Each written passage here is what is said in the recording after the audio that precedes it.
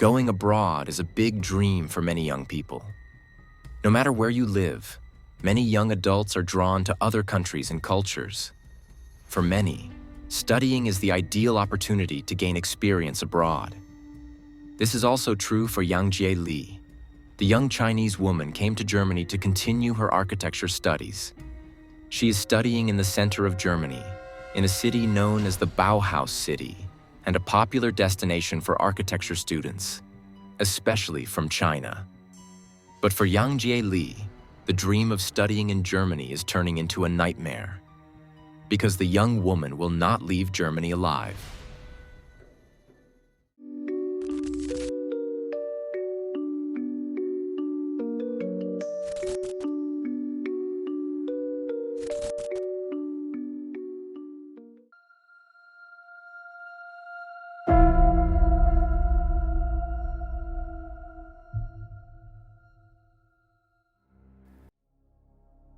It is 2016. Yangjie Li is a 25-year-old student who has been living in Dessau for some time.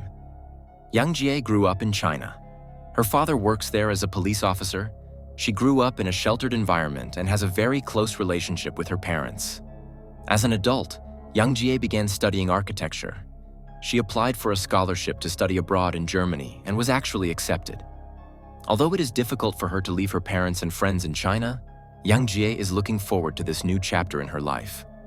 Several other Chinese students have come to Germany with her, which makes it quite easy for the 25-year-old to start her new life in Germany.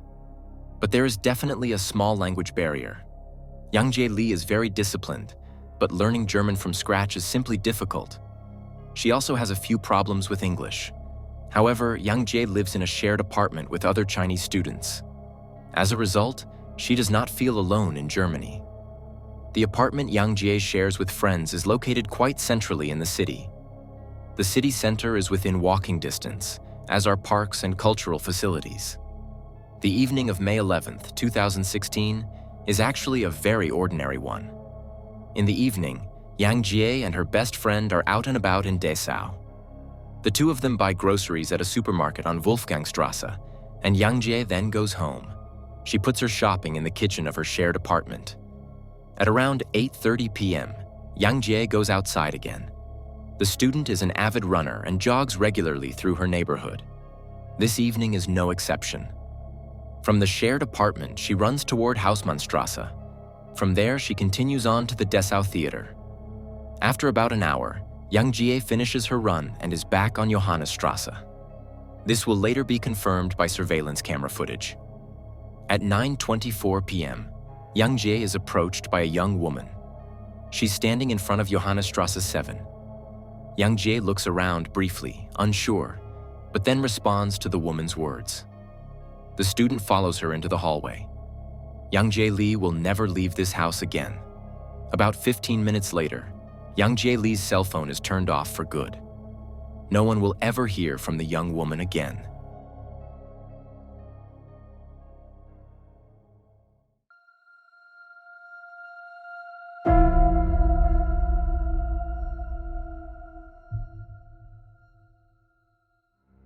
The woman who approaches Yangjie at the front door is called Zania. She's 20 years old and has 2 children.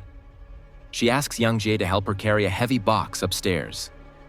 Yangjie seems to understand what the young woman is asking her to do. And helpful as Yangjie Li is, she agrees to help Zania. Zania lives in the apartment building at 7 Johannesstrasse with her 2 children and her boyfriend, Sebastian F., who is also 20 years old.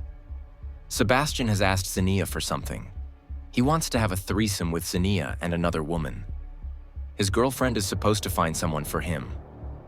After a friend of Zania's refuses to have sex with her and Sebastian, the two make a decision. Zania is supposed to simply approach a stranger on the street and lure her into the house. And that is exactly what Zania does on May 11th, 2016, at 9:24 p.m. She approaches Yangjie, who is jogging by under the pretext of needing help. When Yangjie follows her into the hallway of Johannesstrasse 7, she is overpowered by Sebastian F.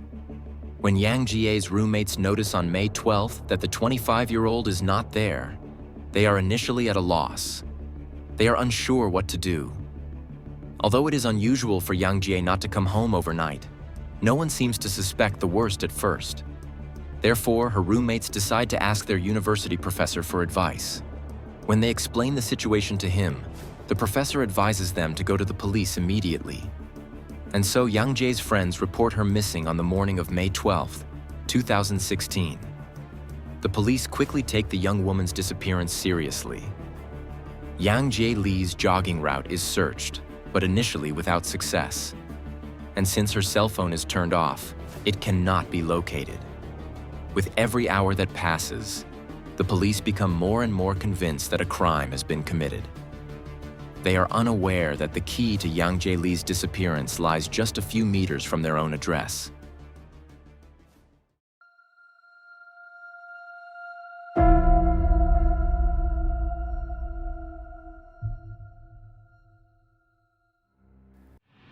On May 13th, a large-scale search operation begins in downtown Dessau. Yangjie Li has now been missing for a day and a half. Hundreds of police officers are searching the city, especially the area around Friedensplatz and a bunker. After only about an hour, an officer makes a gruesome discovery. Behind a portable toilet under a conifer tree lies the naked body of a woman. The dead woman is lying in Hausmannstrasse, just a few meters from Yangjie's apartment on Johannesstrasse. Although the body is disfigured by numerous injuries, there is unfortunately no doubt. The dead woman is the missing Yangjie Li. Her body lies in the middle of downtown Dessau, very close to her own apartment. The horror in the city is great. Yangjie's fellow students and friends are particularly shocked by her violent death. Understandably so. The police soon release details about the discovery of the body. It is reported that Yangjie was undoubtedly the victim of a violent crime and that male DNA was found on her body. In this context, investigators are calling for voluntary saliva samples to be provided. This will make it easier to rule out potential suspects. Based on where Yangjie's body was found, it seems obvious that the perpetrator must live nearby. However, the Dessau police do not initially suspect Sebastian and his girlfriend Zenia. Just a few days after Yangjie's body is found, Sebastian and Zenia begin moving out of their apartment on Johannesstrasse. Allegedly, there is mold in their apartment, so the two want to move into Sebastian's mother's house instead. Nevertheless, Sebastian F. voluntarily reports to the police on May 23rd. 10 days after Yangjie Li was found dead, he wants to make a voluntary statement. Sebastian reports that he saw Yangjie shortly before her death. More precisely, on May 10th, 2016, the day before she disappeared. Sebastian states that he and his girlfriend Zenia had a consensual threesome with Yangjie Li that day. Now he is worried that his DNA could be found on the murdered woman's body. Zenia also confirms to the police that the two had consensual sex with Yangjie Li. However, the police quickly become skeptical, and Sebastian and Zenia are soon taken into custody. Shortly thereafter, the apartment building at Johannesstrasse 7 is searched, and investigators are certain that Yangjie Li was murdered there. At the time of Yangjie's death, Sebastian and Zenia are the only tenants. All the other apartments are empty. This naturally strengthens the suspicion, even though more than 300 traces of blood are found in another empty apartment, not in theirs. The police assume that Zenia lured Yangjie into the house on the evening of May 11th, and that Sebastian waited for her in the apartment with the bloodstains, abused, and murdered her. Then he and his partner disposed of the body together in Hausmannstrasse.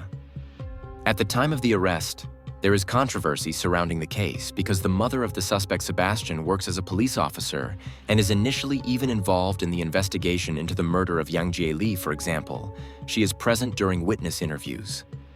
Phone records show that mother and son spoke on the phone more than 40 times between Yangjie's murder and Sebastian's arrest. Sebastian's stepfather also works for the Dessau police. He is deputy head of the police station. However, no influence on the investigation by the parents could be established, at least according to official statements. Even after Sebastian and Xenia are arrested at the end of May, Sebastian's mother and stepfather are not immediately suspended. This only happens days later. Immer mehr Details. Die Schlagzeilen um den Mord an Yangjie Li reißen nicht ab. Nachdem die Polizistin und Mutter des Tatverdächtigen Sebastian F. am Freitag, also nur einen Tag nach der Trauerfeier für das Mordopfer, diese Gaststätte eröffnet hatte, wurde ihr Mann vom Dienst suspendiert.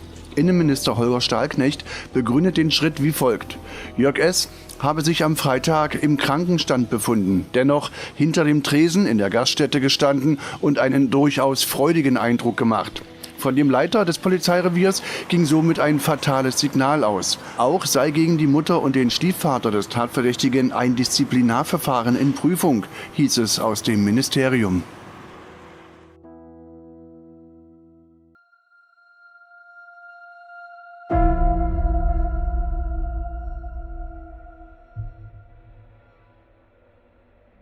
In November 2016, the trial against Sebastian and Xenia begins, just under 6 months after Yangjie's death. The couple are accused of joint murder and abuse of Yangjie Li. In court, a forensic pathologist highlights the extent of Yangjie Li's serious injuries. The 25-year-old died of heart failure as a result of a pulmonary fat embolism. Xenia makes a partial confession. She reports that she lured Yangjie into the house. Her partner Sebastian F. then tried to tie Yangjie up. However, this did not work because the student fought back so strongly. Instead, Sebastian covered Yangjie's mouth and dragged her into one of the empty apartments in the building. According to his partner's account, Sebastian then abused Yangjie Li there. The public prosecutor's office assumes that the couple left Yangjie in the empty apartment, assuming that she would soon die from her serious injuries. Xenia goes on to say that Sebastian returned to Yangjie at around 2 a.m. on May 12th. He used a large garbage can to transport Yangjie's body out of the house. Xenia was there and used the flashlight on her cell phone to light the way in the darkness. The two ran across the backyard of Johannesstrasse 7. At the other end of the backyard is where Yangjie's body was later found. There, the two allegedly placed her body behind the toilet cubicle. Forensic doctors believe that the student died in the early hours of May 12th. She may therefore have still been alive when Sebastian and Xenia took her body to Hausmannstrasse. They could perhaps have done something for Yangjie Li, but they didn't. They didn't think about her for a moment, only about themselves. In addition to Xenia's statement, Sebastian F.'s own internet history also incriminates him. Among other things, he searched for the following: how long can a police dog smell a human being? When does a human body start to decompose? Body in the open air and genetic fingerprint DNA. These are, of course, all very incriminating search queries. Otherwise, however, all information about the course of events comes exclusively from Xenia. Sebastian himself remained silent in court and never gave any precise details about the murder of Yangjie Li. However, the court considers Xenia's account to be credible. According to her, Sebastian assured her that he would let Yangjie go. It is said that Sebastian had an unusually high sex drive and therefore put pressure on his partner. Xenia says she left him alone with Yangjie Li and returned to their shared apartment with their 2 children. Later, she helped him hide the body. Xenia did not actively participate in the murder itself. Xenia is described as having a dependent personality. In other words, the young woman was very dependent on Sebastian. She is ultimately sentenced to juvenile detention for sexual assault in a particularly serious case. However, the murder charge against the young woman is dropped. She receives a prison sentence of 5 years and 6 months. According to the verdict, Xenia therefore has nothing to do with the murder of Yangjie Li from a legal point of view. Sebastian, on the other hand, is sentenced to life imprisonment for murder and abuse. In addition, the court found that the crime was particularly serious. Even after serving 15 years of his life sentence, Sebastian could remain in prison. Yangjie's parents had her remains returned to China. Yangjie has thus found her final resting place in her homeland. On the first anniversary of Yangjie Li's death, her parents published a letter they had written to their deceased daughter. It reads, "We found your diary in your room in Dessau. You kept it up without missing a day, filling it with your experiences until the morning of May 11th, 2016. You had dreams and plans for after your studies. You wanted to run a marathon as soon as you got back to China. You wanted to travel abroad with us, get to know different cultures, see the landscapes and cities. Every time you wrote that, you missed us very much. Reading this broke our hearts." All of Yangjie Li's dreams were denied her, and all because of the ruthless brutality of her murderer and his accomplice. Chinese mourning culture holds the belief that the soul of a deceased person returns to the place of their death after a certain period of time. Perhaps this thought can help Yangjie Li's parents in some way to come to terms with what has happened. One thing is certain, however. Yangjie Li will certainly not be forgotten, neither in her homeland in China nor in her second home in Germany. And that brings us to the end of today's video. What do you think about this case? Feel free to write your thoughts in the comments. Other than that, there's not much more to say. I hope you're having a good morning, afternoon, or evening, depending on when you're watching this, and I hope to see you again in the next video. Oh, and please leave a like, comment, and/or subscribe, and feel free to activate the bell, as this really helps the channel a lot. Thank you in advance, and thank you for watching. See you in the next video. Bye, everyone.